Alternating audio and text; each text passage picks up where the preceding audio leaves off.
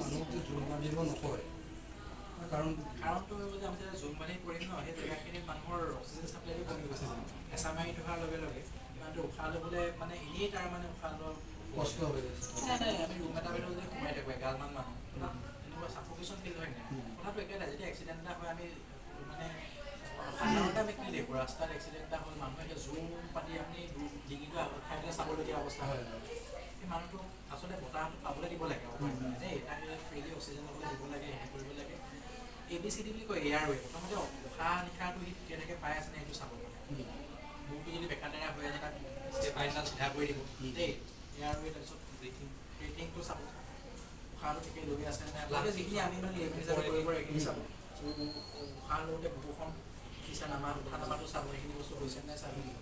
তাৰপিছত C মানে চাৰ্কুলেশ্যনটো চাব লাগে, ক'ত অতিমাত্ৰা তেজ মানে বৈ গৈ লাগে সেইটো চাব। যদি তেজ বৈ গৈ আছে জেগাবিলাকত যি পায় আৰু হেঁচা চেঁচা মাৰি কাপোৰ চাপোৰ মাৰি ব্লাড ব্লিডিংটো বন্ধ কৰিব লাগে। সেইকেইটা বস্তু চাই পেলাই মানে ডিহাইড্ৰেশ্যনটো আমাৰ হেৰি